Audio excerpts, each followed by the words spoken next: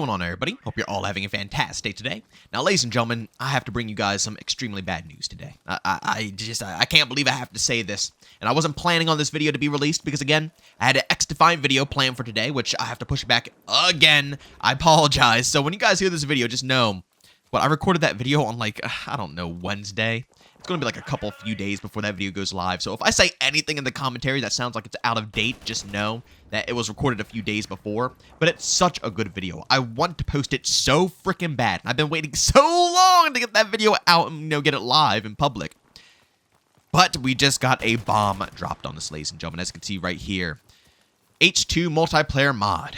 Today, our team members received a cease and desist order on behalf of Activision Publishing in relation to the H2M mod project. We are complying with this order and shutting down all operations immediately and permanently. Ladies and gentlemen, for those who don't know what the H2M mod is, I do apologize because I was going to let you guys know about it tomorrow. Well, today, actually, because today was going to be the day that it went live, and I was going to, go ahead and play it on stream. And, for anybody who's actually curious in those streams, if you guys still want to tune in, I got a link to my Twitch channel down below. But I was going to stream it and get some gameplay, chat it up with you guys about it, and then make a video about it for YouTube to, bring a little awareness to this mod here. But the H2M mod is, it's basically a mod for Modern Warfare 2 Remastered. As we all know, they never went ahead and remastered the multiplayer. They said they were a tad bit worried that the community wouldn't enjoy what they did to it, so they just kept it to themselves and only released campaign. So basically what this mod is it took the Modern Warfare Remastered engine, which means that you had to purchase Modern Warfare Remastered, and they, remastered Modern Warfare 2, and they brought everything back into the game. They fixed the one-man, army noob tube problem, and that's the only thing they fixed. It's basically everything else that's Modern Warfare 2 with a more, remastered look because it's running on the Modern Warfare Remastered engine. And they were also going to include a bunch of new content as well, including maps from the campaign. The campaign that they, kind of redone to make them into multiplayer experiences, and it was going to include all the DLC content as well. This was a highly anticipated mod, ladies and gentlemen. And I have to say it right now, you can't be angry. You just can't be angry, sadly, because Activision is they're working their rights right now. They're working out their rights. It's as simple as that. This team basically had no rights whatsoever to do what they did. I understand that.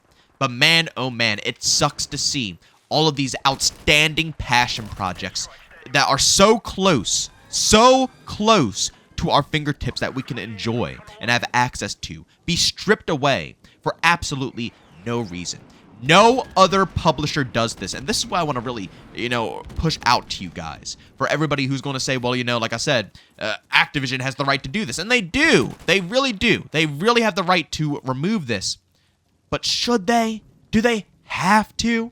If we're being realistic here, how many people are actually going to be pulled away from the mainstream experience? How many people are not going to purchase BO6 because of this little tiny mod here, right? How many people are going to stop paying money to Activision when in reality, they are getting money because people have to buy Modern Warfare Remastered. They have to pay for it, so they still have to purchase a copy of it. In reality, Activision isn't getting hurt whatsoever. The likelihood of people picking up the classic Modern Warfare 2 DLC map packs is next to none. And if they do pick up any of this content, more than likely, they're going to use key websites, and Activision is not even going to get any of that cash.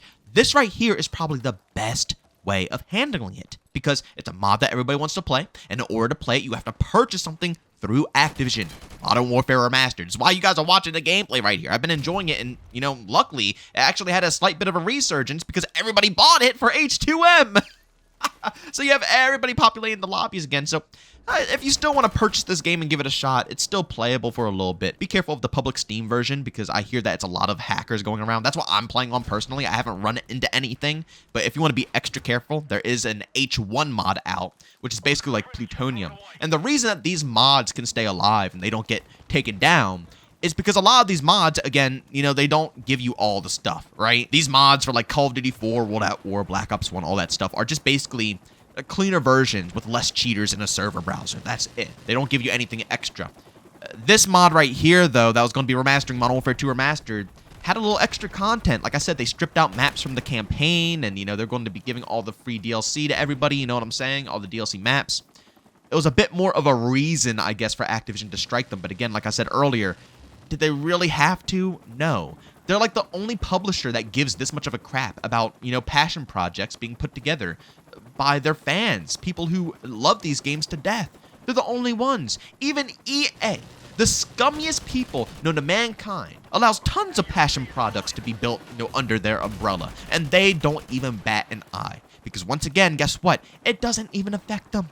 Nobody's going to be purchasing any of these old-ass games with all of their DLC all this time later, besides maybe a select few. They might get a handful of people who do it for a full year cycle, right? They have a handful of people in 365 days that might purchase it. But in reality, with these mods, they double to triple that, to quadruple that, just simply because a lot of people have to purchase the main games in order to play the mods. And a lot of these other publishers understand this, and they see that there is no more money potential in these games. It's all gone. There's no more money to be basically made. They have to move on to their newer projects and try to milk out, money from their current, community. But these OG games don't need to be tampered with. They're not a threat, right? It's not a threat to any of EA's newer games or Ubisoft's newer games. None of these games, none of them are a threat. And that's how Activision should be viewing it, but they don't. They just simply don't view it.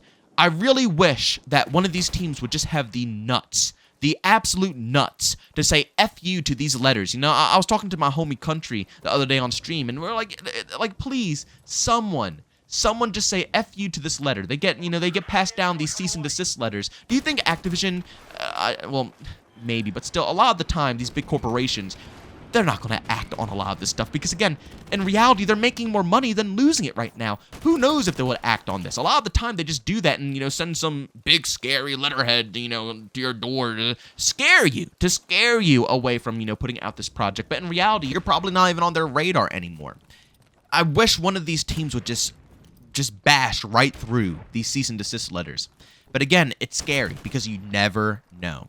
Even if you think that they might not do anything because, this game isn't making any money, they might go through with it. And if they actually go through with it, if Activision really takes them to court, there's not much winning. You know what I'm saying? So, like I said, it's a gamble. It's a gamble for the people who are putting together these mods. They just say, screw the cease and desist letter. It doesn't mean anything. They're not going to do anything. I'm just going to keep putting this out. And, maybe Activision just forgets about it. Or they go through with it, and Activision takes them to court and takes all their freaking money. You know what I'm saying here? It's a risky business, and I can see why no team is willing to take that chance, and I don't blame them whatsoever.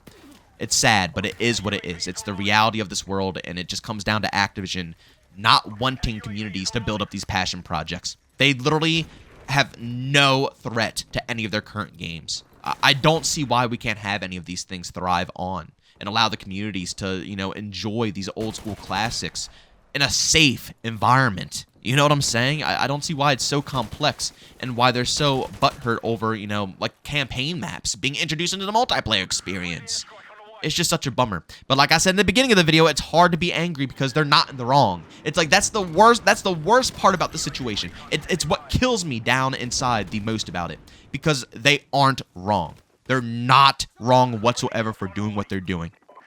That is facts right there. There's no other way to argue it. That right there is factual information. Activision is in the right 1010%.